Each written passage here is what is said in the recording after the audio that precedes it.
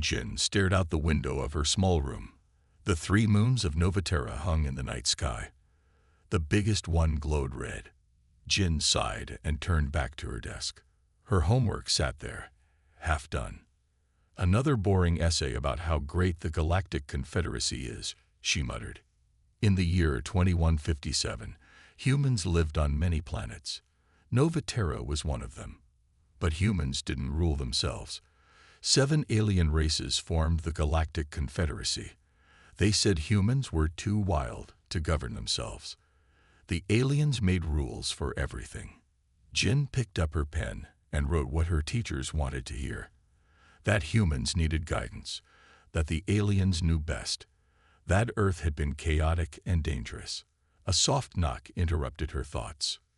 "Jin, are you still awake?" It was her grandfather, Parkhan. "Yes, grandfather. Come in." The old man entered with a cup of tea. His face had many wrinkles, but his eyes were sharp and bright. "Studying late again?" he asked. Jin nodded. "Professor Yoon wants 5 pages on the benefits of Confederacy guidance by tomorrow." Grandfather Han made a small sound in his throat. Jin knew that sound. It meant he disagreed but didn't want to say so. The aliens had listening devices everywhere. "When I was young, before the aliens came," he whispered, "we wrote about whatever we wanted." Jin smiled. Her grandfather had been a literature professor on Earth. He still kept old books hidden under the floorboards of their small home. "Will you show me one of the forbidden books tonight?" Jin asked. Grandfather Han looked at the door, then nodded. He went to his room and came back with a worn paper book. Jin touched it with reverence. Real paper. The aliens didn't allow paper books. They said it wasted resources. "What's this one?" she asked. "George Orwell, Animal Farm." "A very dangerous book," he said with a twinkle in his eye. "Why is it dangerous?" Jin asked. "Because it makes fun of powerful people. The animals in the story are like rulers who say one thing but do another." Jin frowned. "I don't understand. How can a story about animals be dangerous?" "It's called satire," Grandfather Han explained. "It uses humor to show truth. The aliens ban all satire. They say it causes unrest." Jin took the book carefully. "Can I read it?" "Yes, but only here. Never take it outside." Jin stayed up all night reading. The story gripped her. She laughed at some parts, frowned at others. When she finished, she felt strange, like she had been blind and could now see. The next morning, Jin walked to New Seoul University. The city gleamed with tall buildings. Alien ships flew overhead. Everything looked perfect and clean.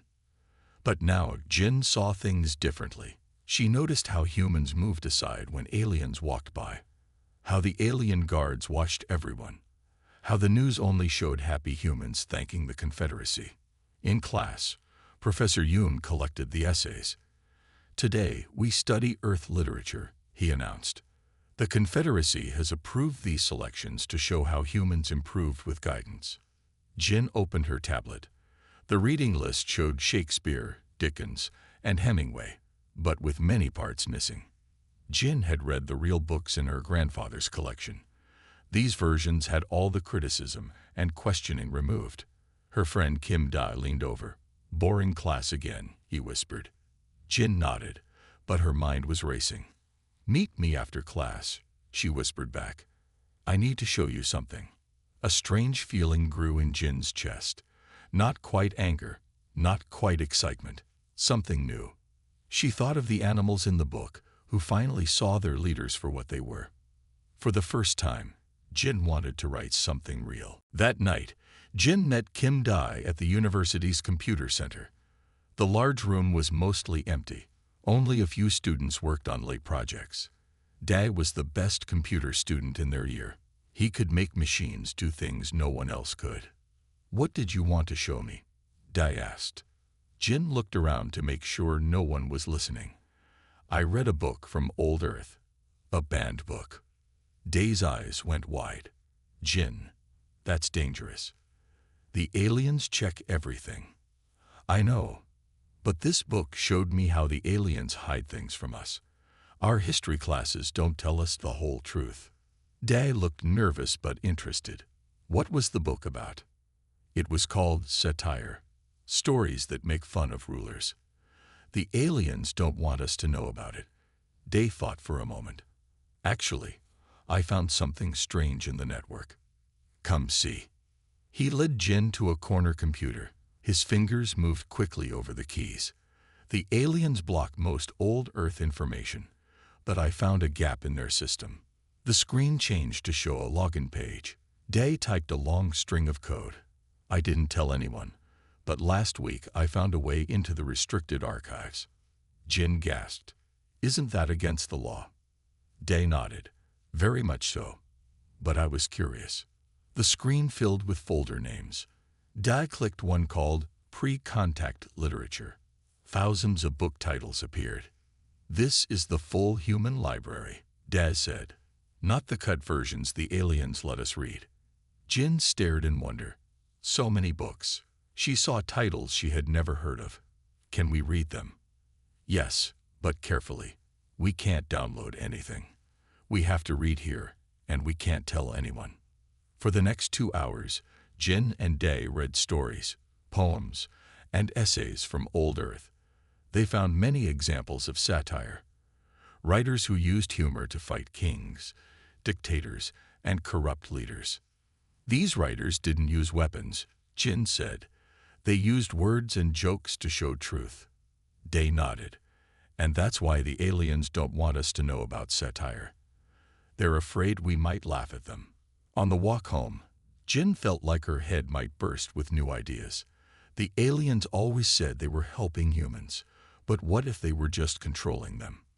Over the next week, Jin and Day met every night at the computer center. They read more banned books and shared what they learned with their friend Lee Jun, an art student. One night, Jin couldn't sleep. She got up and started writing. Not an essay for school, but a story. A funny story about aliens who thought they were very smart, but were actually silly. She called it The Emperor's New Spaceships. In her story, a clever human convinces alien leaders that he can build invisible spaceships. The aliens pretend they can see the ships because they don't want to seem stupid. In the end, a child points out there are no ships at all. The next day, Jin showed her story to Day, and June they laughed until they cried. This is dangerous, Day said, wiping tears from his eyes. But it's the best thing I've ever read. Jun took out his drawing pad. I want to draw the aliens in their invisible ships. Jin felt proud. We should share it with our other friends. Just our small group. Day looked worried. Be careful. Just paper copies. Nothing on the network. For the next month, Jin wrote more stories. Jun drew pictures for them. Day made sure they stayed secret. Their small group of friends passed the stories among themselves. Then one night, Day made a mistake. He was tired after studying all day. While uploading homework to the school network, he accidentally put Jin's latest story in the wrong folder. By morning, The Emperor's New Spaceships was everywhere. Jin walked to class the next morning. She noticed people looking at their tablets and laughing. Some students stopped talking when aliens walked by. Something was different. Jin. Day ran up to her, his face pale. We have a big problem. He pulled her into an empty classroom and showed her his tablet. On the screen was her story, The Emperor's New Spaceships. How did this happen? Jin asked, her heart beating fast. I made a mistake last night, Day said. I put your story in a public folder. Now it's everywhere. Not just on our planet. It's spreading to other human colonies too. Jin felt sick. Will they know I wrote it? I didn't put your name on it. But if they check the computer I used. Jin's tablet buzzed. It was a message from Jun. Emergency. Come to the art building now. They ran across campus. When they arrived, they saw alien guards at the entrance. The insect-like aliens called Orcs were the strictest enforcers of Confederacy rules. Jun was waiting behind a tree. They're checking everyone's art supplies and tablets, he whispered. Someone reported my drawings of your story. A voice boomed across the campus. All students must report to the main hall immediately. In the main hall, thousands of students sat in silence. On the stage stood the university president, looking nervous. Next to him was an archy-alien taller than any human. It had 4 arms and hard, shiny skin. I am Director Vrax, the alien said through a translator. A dangerous piece of illegal content has been spread from this university. This content mocks the Galactic Confederacy and creates unrest. The screen behind him showed Jin's story and Jun's drawings. This is not harmless fun, Vrax continued. This is rebellion. The creator will be found and punished. Jin felt cold. She wanted to run but couldn't move. Anyone with information must come forward, Vrax said. If not, all students will face questioning. The room was silent. Then someone stood up. It was Li Jun. No, Jin whispered. But she couldn't stop him. I drew those pictures, Jun said. The alien's head turned toward Jun, who wrote the words. Jun hesitated. Take him for questioning, Vrax ordered. 2 guards moved toward Jun. Jin stood up. I wrote. A voice from the back interrupted her. I wrote that story. Everyone turned. Jin's grandfather, Park Han, walked down the center aisle. He looked small next to the alien guards, but he walked straight and tall. Grandfather? No, Jin cried. Han smiled at her. Be quiet, child. He turned to Vrax. I am Park Han, former professor of literature from Earth. I wrote this satire. Vrax's 4 arms moved in complicated patterns. You admit this crime. It is not a crime to tell the truth through humor, Han said. Humans have done this for thousands of years. Spreading lies about the Confederacy is a serious offense. Vrax said, you will be taken for psychological reconditioning. Guards surrounded Han. Jin tried to reach him, but Dai held her back. Don't, Dai whispered. They'll take you too. He's innocent, Jin shouted. Her grandfather looked at her calmly. Remember what I taught you, Jin. Words are more powerful than weapons. The guards took Han and Jun away. The students were told to return to their rooms and not discuss what happened.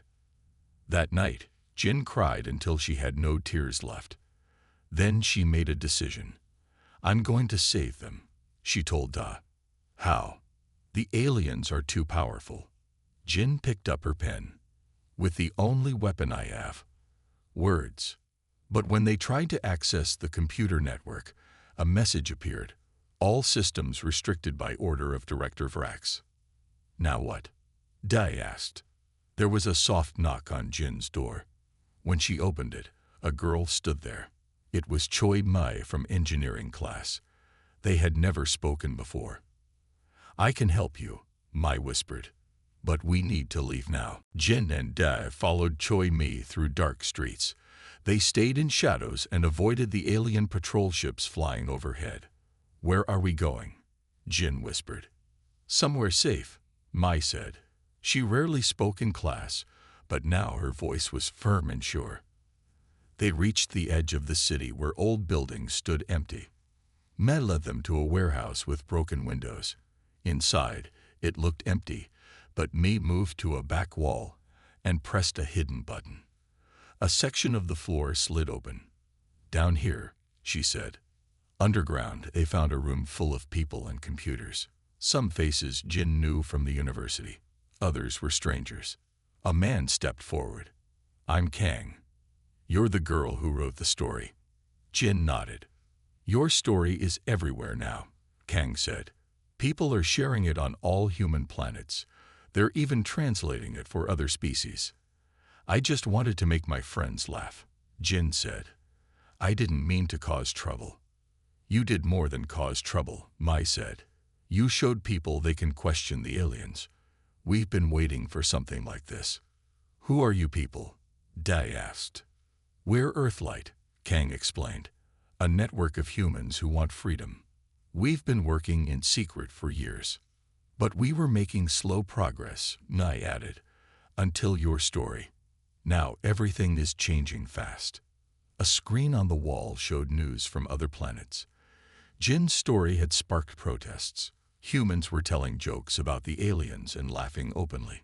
Some were even making their own satire. Look, Kang pointed to one report. They're using your characters as symbols. People are drawing the invisible spaceship on walls. Jin felt scared and proud at the same time. But what about my grandfather? And Jun? They're taking them to the Confederacy Central Station, Mai said. That's where they send people for reconditioning. I need to save them, Jin said. You can't do it alone, Kang told her. But we can help. First, you need to stay hidden. Director Vrax is looking everywhere for you. A noise from a side tunnel made everyone freeze. Mai relaxed when a tall figure entered the room. It's okay. It's Thax, she said. Jin gasped. The newcomer wasn't human.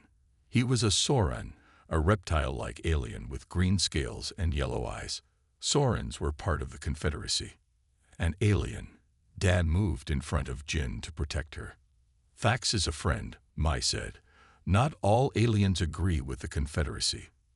Thax bowed his head. I read your story, Jin. It was funny. He said the word like it was new to him. Your story showed truth.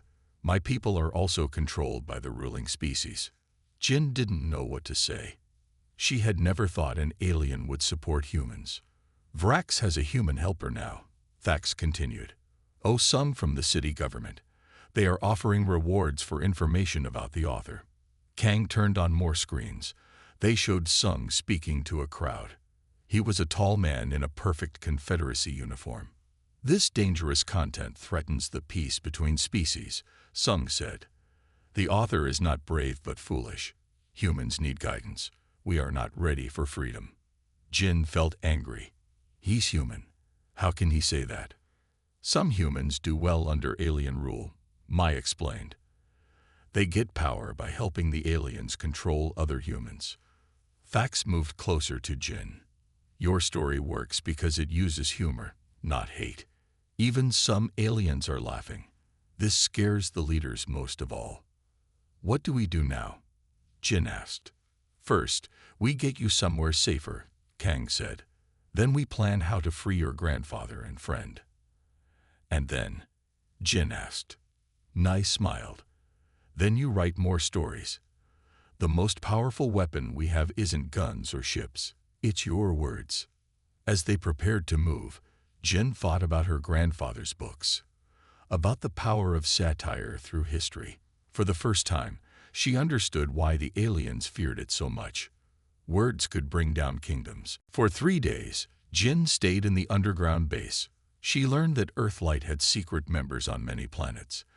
They shared information through hidden networks. Your grandfather and Jun are being taken to the Central Council, Mai told Jin. They will arrive in 2 days. Then we don't have much time, Jin said. Kang spread a map on the table. It showed a large space station. This is the Confederacy Central Council. It's where the 7 ruling species meet. Security is very tight. Day studied the map. How can we get in there? We have a plan, Mai said, but we need Jin's help. Thax stepped forward. The Confederacy is not as strong as it seems. The 7 ruling species don't truly trust each other. They work together only to control everyone else. Jin looked up. Like in my story, the aliens pretended to see the invisible ships because they didn't want to look stupid to the other aliens. Exactly, Thax said. Each species has its own weakness, its own fear. If we can use those against them, they might turn on each other. May turned to Jin. We need you to write 7 new stories, 1 for each ruling species. Jin felt nervous. I don't know enough about them. I will teach you, Thax said. Each species has things they don't want others to know, things they are sensitive about. For the next day, Jin worked with Thax. She learned about the Orcs and their secret fear of being thought stupid. about the Molovans and their shame over their violent past, about the Zenturi and their hidden religious doubts. Jin wrote 7 short stories. Each one used humor to show the truth about a different alien species. She tried to make them funny, not mean. Stories that would make people think. "These are good," Thax said when she finished. "But how will we share them?" Dae had been working with the other tech experts. "We found a way into the Central Council's communication system. When we get there, we can broadcast Jin's stories everywhere at once. But first we need to rescue Grandfather and Jun," Jin reminded them. Kang nodded. "We have a ship ready. Mai and Thax will go with you and Dae. The rest of us will create a distraction on Novaterra to keep Frax busy." That night, they boarded a small cargo ship. Thax wore a special uniform that marked him as a minor Confederacy official. Me, Jin, and Dae wore service worker clothes. "Remember your story," Mai told them. "Your cleaning staff being transferred to the central station." The ship took off, joining the flow of traffic leaving the planet. Jin looked back at Novaterra growing smaller below them. She had never left her planet before. Space was vast and dark. Jin felt very small. Could her words really change anything in this huge galaxy? After a long journey, they saw the Central Council station. It was enormous. Hundreds of ships moved around it like busy insects. "That's where they're holding your grandfather," Mai pointed to a section of the station. "The questioning area." Their ship approached the docking area. An alien voice came through the speaker. "Identify your ship and purpose." Thax answered with the fake ID they had prepared. Jin held her breath. "Proceed to docking bay 12, the voice finally said. They landed safely, but the hard part was just beginning. As they left the ship, they saw many guards. Aliens of all 7 ruling species moved through the halls. Jin had never seen so many different aliens in one place. "Act normal," Mai whispered. "Like you belong here." They passed through a security check. Thax's fake ID worked. The guards barely looked at the cleaning staff. In a quiet hallway, Mai checked her tablet. "The trial starts in 3 hours. They've moved it up." "Why?" Jin asked. "Because your story is causing too much trouble," Dae said. "They want to make an example of your grandfather quickly." Jin felt fear rise in her chest. "Then we need to hurry." Thax nodded. "It's time to split up. Mai and I will get your friends. You and Dae need to reach the communication center." Jin clutched her tablet with the 7 stories. "What if this doesn't work?" Mai put a hand on her shoulder. "Your first story started this. These new ones will finish it." Jin and Dae moved through the crowded halls of the Central Council station. They wore cleaning staff uniforms and kept their heads down. No one paid attention to them. "The communication center is 1 level up," Dae whispered, checking his hidden map. They found a service elevator and went up. The doors opened to a quiet hallway with shiny walls. This area was for important people only. "We need to hurry," Dae said.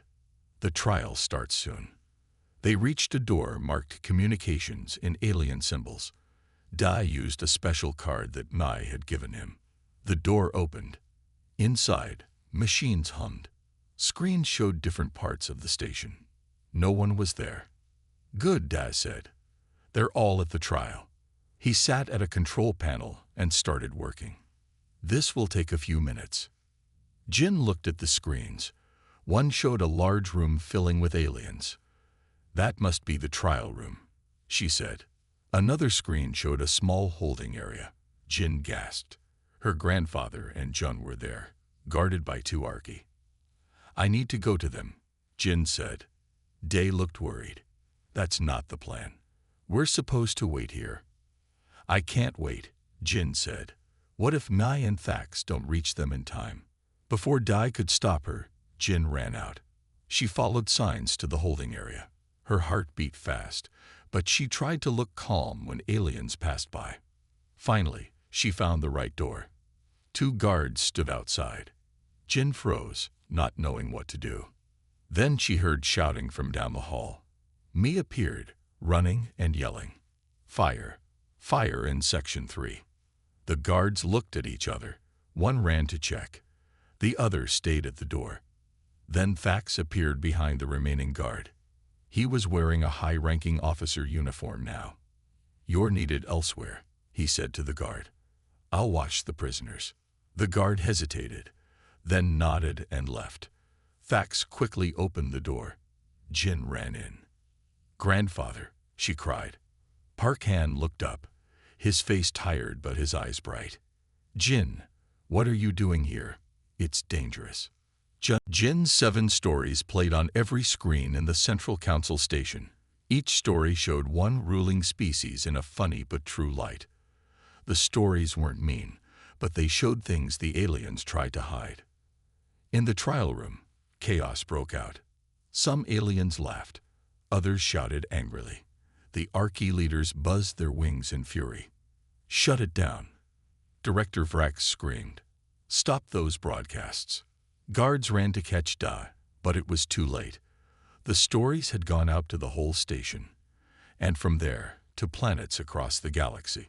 3 of the ruling species, the Zenturi, the Molovans, and the Trell, seemed most upset, not at Jin, but at the other alien rulers. "Is this true?" A Zenturi leader asked the Archie. "Have you been hiding these things from us?" The Archie tried to deny it, but the damage was done. The 7 ruling species began arguing with each other. Jin stood next to her grandfather, watching as the mighty Confederacy fought like children. "This is what your grandfather taught you," Han said quietly.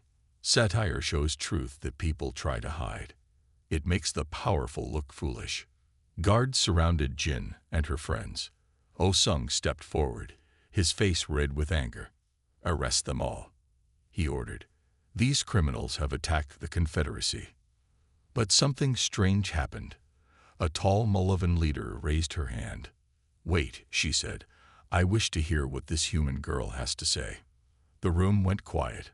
All eyes turned to Jin. She had never spoken to so many important people before. Her legs shook, but she took a deep breath. "I didn't mean to cause trouble," Jin said. "I just wrote a funny story. But then I learned why the Confederacy banned satire and humor, because you're afraid of them." "Afraid of jokes." Vrax laughed, but it sounded hollow. "Yes," Jin continued. "When people laugh at rulers, the rulers lose power.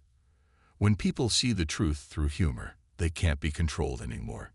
The Zenturi leader nodded slowly. "The human speaks wisdom." "This is ridiculous." Oh-sung shouted. "Humans need guidance. We're not ready for freedom." Jin looked at him sadly. "Freedom isn't something you're ready for. It's something you take, or it's taken from you." Suddenly, more alarms sounded. A messenger ran in. "Reports from all human planets." The messenger cried. "Humans are gathering in the streets. They're laughing and telling stories. Some other species are joining them." The news screens showed scenes from different planets. Humans were no longer afraid. They were sharing Jin's stories and making up new ones. Even some aliens were with them, laughing together. The 7 ruling species looked at each other. For the first time, they seemed uncertain. "The Confederacy cannot stand if 3 of us withdraw," the Trell leader said. "And I, for one, will not continue this deception." The Molovan and Zenturi leaders agreed. The perfect unity of the Confederacy was breaking. In the confusion, Fax led Jin and her friends back to their ship. They escaped before anyone could stop them. 6 months later, Jin stood in a garden on Novaterra. Much had changed. The Confederacy had split apart. Humans were forming their own government. Some alien species, like Fax's Sorens, had become allies instead of rulers. Jin's grandfather sat nearby, teaching again. Real books lay open on the table. No longer hidden, no longer banned. "Your stories changed everything," Day said, joining Jin in the garden. "Not my stories," Jin said. "The truth in them." That's what people responded to. A message appeared on Jin's tablet. It was from the new Galactic Council. made up of humans and 3 former ruling species who had become partners instead of masters. They want me to visit them, Jin said in surprise, to teach them about human humor and satire. Will you go? Dai asked. Jin smiled, thinking of all she had learned, how her simple, funny story had brought down kingdoms and built new friendships. Yes, she said. I'll go. There are still many stories to tell.